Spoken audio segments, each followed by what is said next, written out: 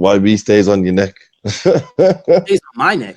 If you don't mind me asking, what was the punch The that overhand you right. overhand right? Because I studied Joshua, of course. Yeah. And I know that one of Joshua's weaknesses is that he has a great jab. Excellent jab. One of the best jabs in the heavyweight division. But his problem is that when he brings his hand back, he drops his left. So he used a hole for the overhand right. So that's what we capitalized on, of course. That led us, one of the situations that led us to victory. If you can kind of explain from your standpoint. I said it time and time ago, Joshua does not see the left hook coming. He blocks on his left side good because he fights like that. And if you time him, that's what I did. Boom. As soon as he split the hand, left hook, same thing Andy Ruiz did. When he throws his right hand, he doesn't bring it back. He throws it and then he draws it. He throws his right hand and then he draws it because he tries to get so much power in the right hand.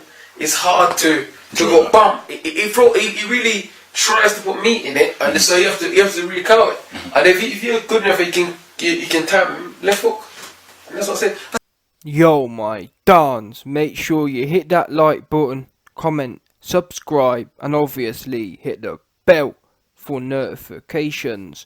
So we just heard there from two of AJ's prior and future opponents, Dillian Whyte and Andy Ruiz, his coach.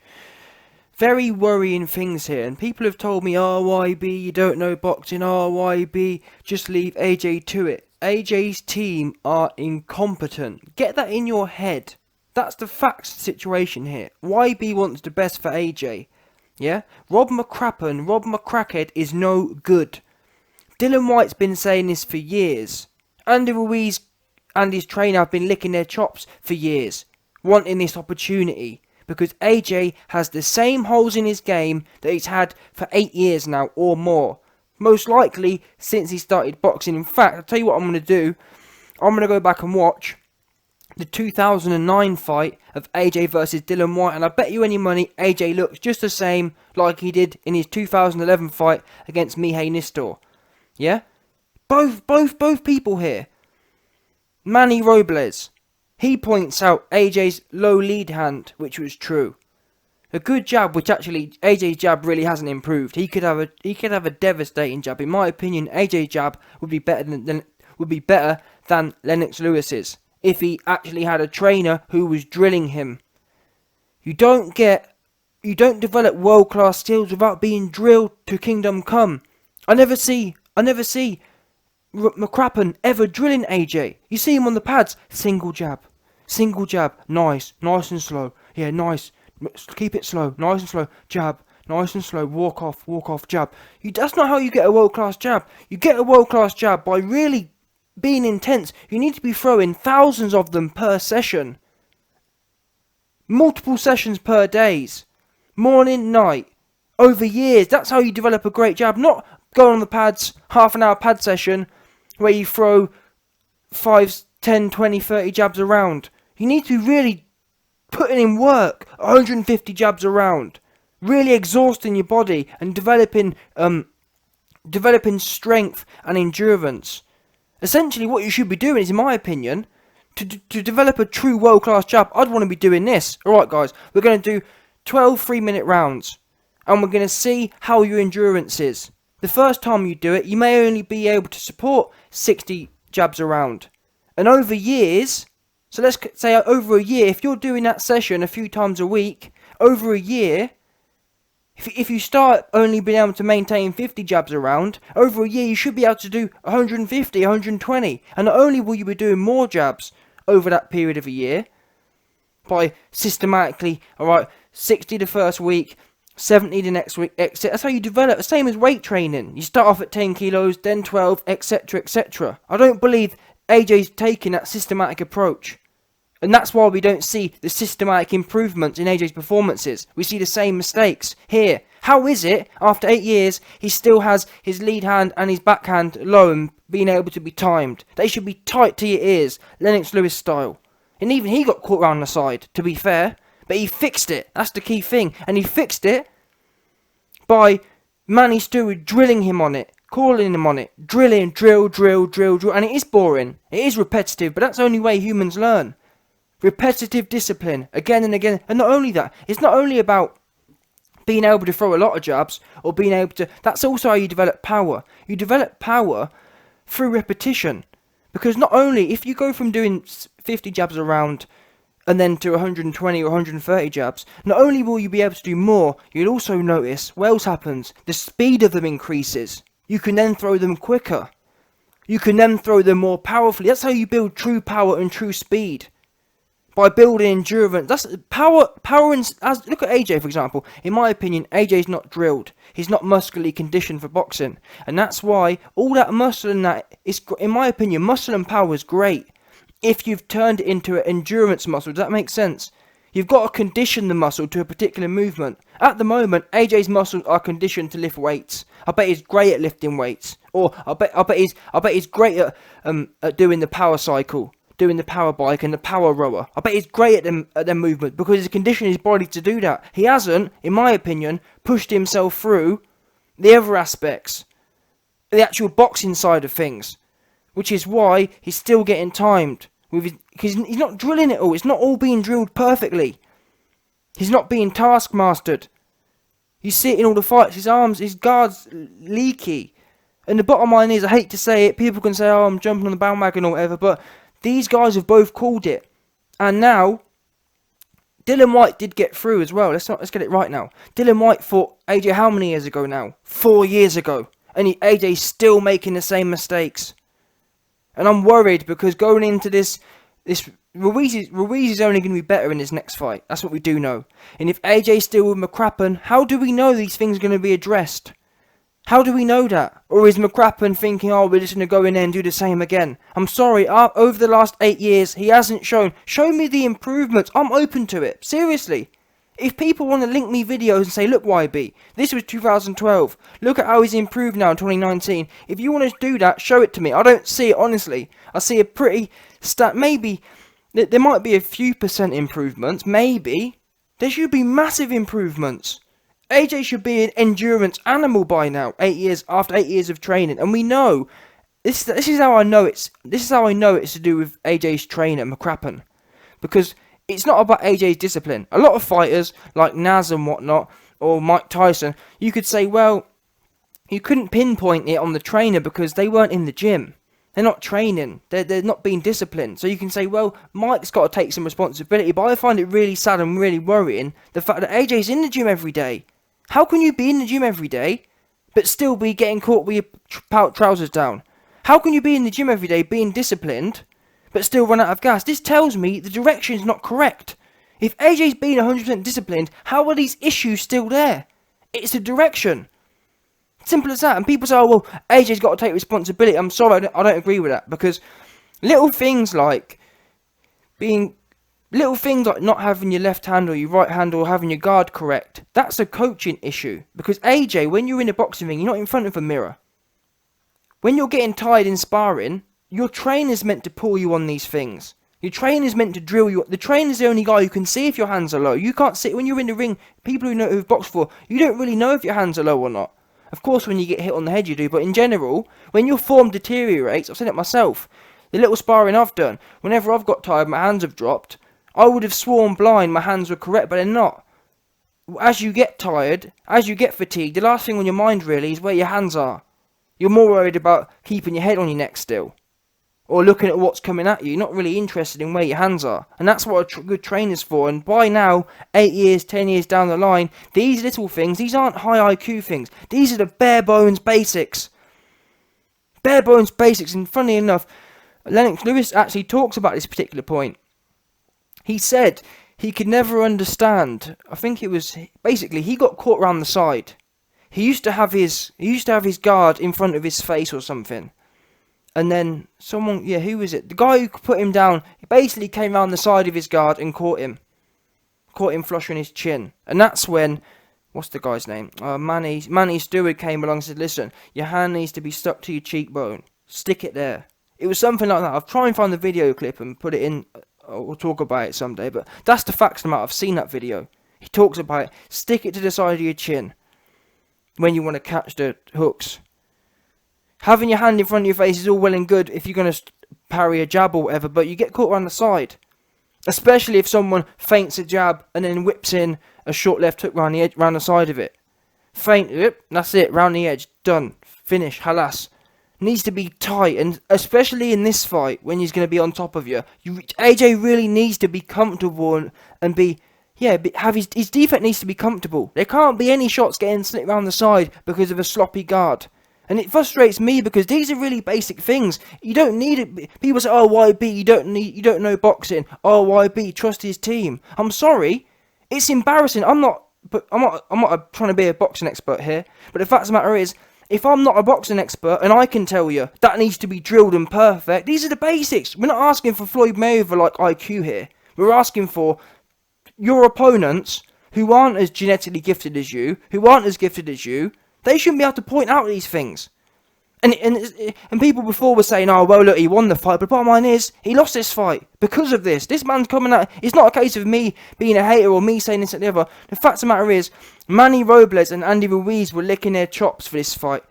I didn't realise this, but years before they were calling for this fight. And this is why. Because they saw holes. They've seen things where they've said to themselves, "Listen, we know we can catch this guy with this shot." That shouldn't be happening now, 10 years down the line. It really shouldn't. It's embarrassing, if I'm honest. I'd be embarrassed as AJ's trainer to hear this guy come out and say, "Listen, we've been licking our chops. We've been waiting to walk AJ into this trap." I'd be truly embarrassed to something as simple as these sort of things.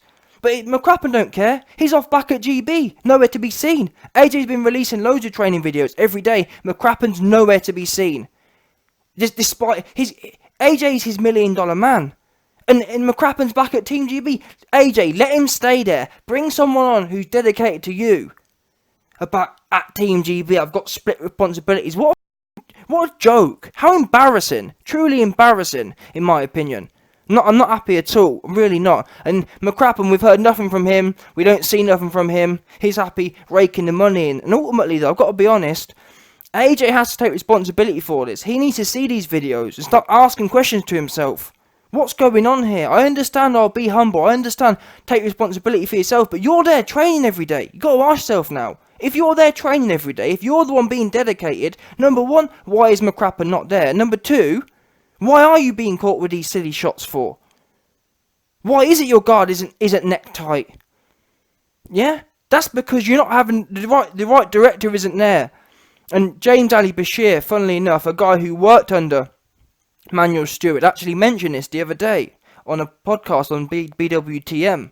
He said, "What I see in AJ is not being drilled properly." And this isn't me saying this. This is a guy who worked alongside Manny Stewart, Hall of Fame. In fact, he trained Usyk at one point. Look at how well schooled Usyk is. He was trained by James Ali Bashir, and James Ali Bashir is saying, not YB. He's saying the same thing I'm saying. It's obvious. He hasn't been drilled. He hasn't had a taskmaster on top of him, and it is boring and it is tiring. But that's how you get consistency. That's how you don't get caught with silly shots. Look at Lennox Lewis. Lennox Lewis went on, he fixed it, and never got caught with that silly shot again. And that's the kind of that's what you need. I'm sorry, that's the way it goes.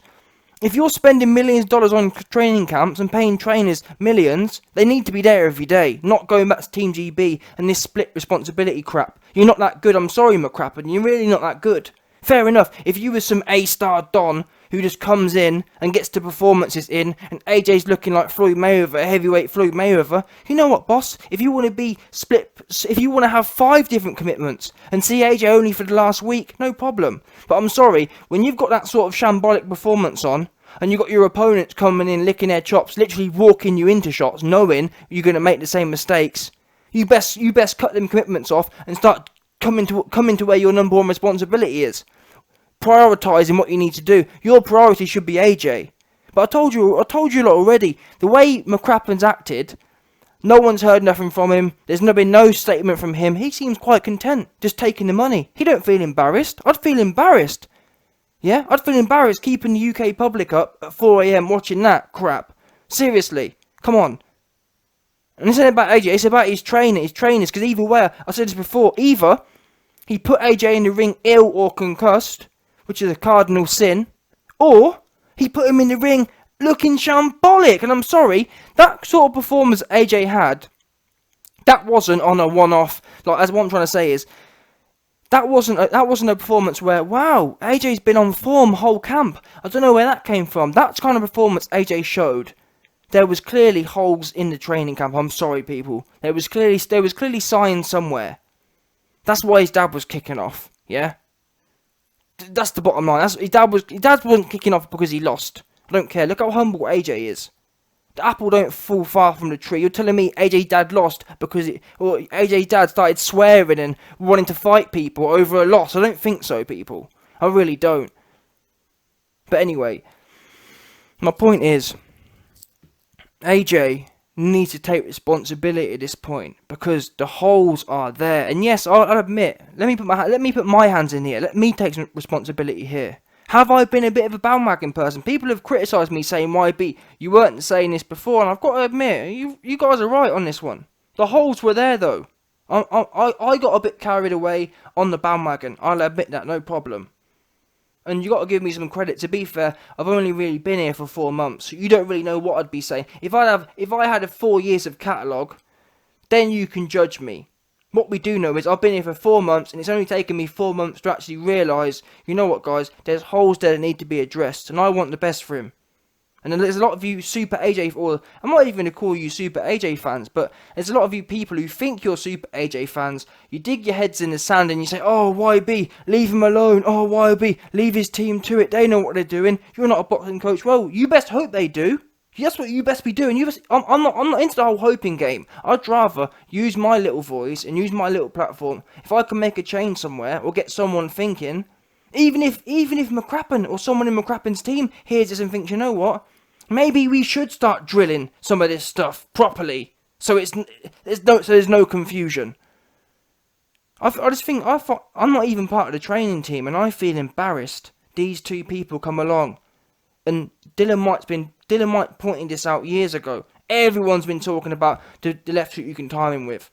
Manny Robles setting up, and what you'll notice is they're both talking about different shots.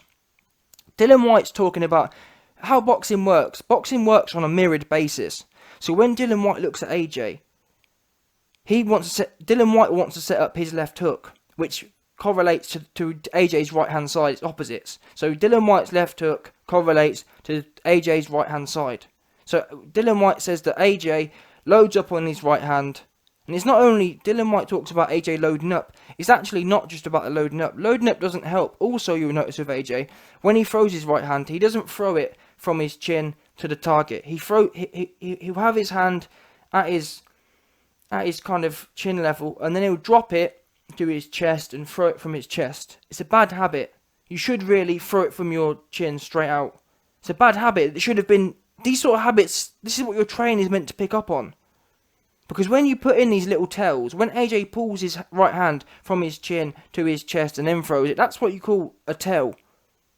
That's how you can set someone up, because someone like Dylan White can come along and you're giving it away. The minute he sees AJ pull his right hand to his chest, Dylan White can ding his left hook and that's it. He catches. Look at how Dylan White set up Chisora, for example. Timed him. That's what the whole thing. That's what timing's about. This higher level IQ stuff, and unfortunately AJ can't even focus on that because the basics ain't been drilled yet. It should have been handled 10 years into a career. This sort of thing should have been handled years ago. It doesn't take long. This is first 6 months sort of stuff we're talking about here. Really not big business. Bottom line, and also when AJ's finished throwing the right hand, habitually he doesn't bring it back to his chin. Once again, drilling and coaching. That's what it's about, and I just don't think it's been done properly. And then Manny Robles comes along and talks about, oh yeah, not only does Dylan White like setting up his left hook, also we've noticed we can right hand him when we want, because AJ carries his lead hand low, which is something he started doing as well. AJ's not, in my opinion, AJ doesn't have the Floyd Mayweather IQ where he can, or he hasn't built that level of IQ yet where he can carry his low lead hand. When you have a low lead hand, you need to be very spatially aware. You need to have a very good, what's the word? You have to have a very good mind-muscle connection. Meaning, if you're going to carry your low lead hand, you need to know how to quickly bring it from your hip to your head to catch, or bring it from your hip to parry a shot. Otherwise, if you haven't got that kind of IQ, or that orientation, or that that mind muscle control, you end up just losing a hand, which means AJ's whole left side's wide open, which is what we actually saw in the Ruiz fight. Look at the Ruiz fight. AJ steps in with a right hand, I believe, with his low hand down, and he's just standing there with his whole left side open, because he hasn't. When you ding your right hand from that low lead hand kind of stance, when you ding your right hand, you're meant to bring your left hand back up. It's almost like it's a clean motion. Right hand, other hand comes up. In fact, I'm going to start doing some videos. I'm start showing you what I mean, so it's more obvious. But the bottom line is, these guys are setting this stuff up. Whether you can say I'm a hater, you can say I don't know boxing. The fact of the matter is, whatever I do or don't know, it's not about the YB. I'm reporting what they're saying. These are AJ's opponents. That's the facts of the matter. This is it. This is it. I'm sorry, this is it. Never mind maybe YB is a hater. Maybe YB doesn't know boxing. His opponents do. His opponents are licking their chops and setting this stuff up. How is that possible now? 10 years down the line. Come on.